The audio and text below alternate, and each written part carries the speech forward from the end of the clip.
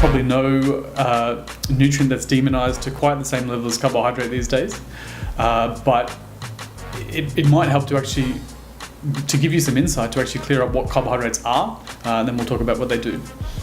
So carbohydrates can be very broadly lumped into three different categories. On the one hand, we've got sugars, on the one hand, we've got starch, and then we've got fibers. Fibers are a bit different. We're not going to talk about them right now. We'll cover that later. Fiber is just carbohydrate that your body can't effectively break down. It's used for other things. We don't need to worry about it.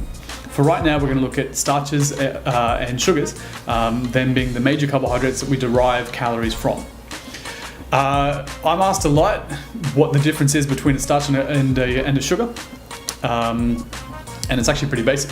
Starches are just chains of sugar.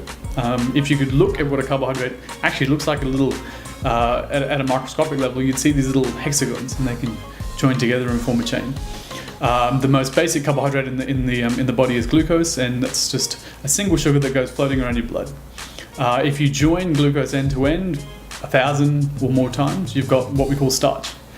Now the interesting thing is, when you eat that, in order for your body to actually absorb it and use it as a carbohydrate source, you've got to break it up into its constituent sugar form. So all carbohydrates effectively, before they're absorbed, are broken down into sugar. So at that most basic level, there's no real difference between starch and sugar. Now, as for what sugar does, if we're talking about glucose, glucose primarily is a fuel for exercise.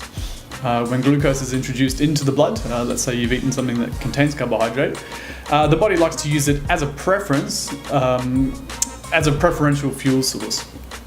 And glucose availability can significantly change, or rather improve, your exercise potential. So when we're talking about where do you find carbohydrates, there are a number of different sources. You probably find them in more foods than anything we have access to. We've got noodles, I just totally lost my thing. I want to talk about noodles. The hell cares about noodles? What a dumb thing to say about noodles. As where carbohydrates are found, they're probably the most readily available nutrient that we have in our food supply.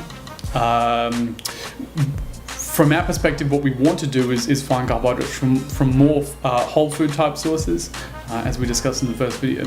So in that respect, we're talking about things like breads, whole grain breads. We're talking about pastas.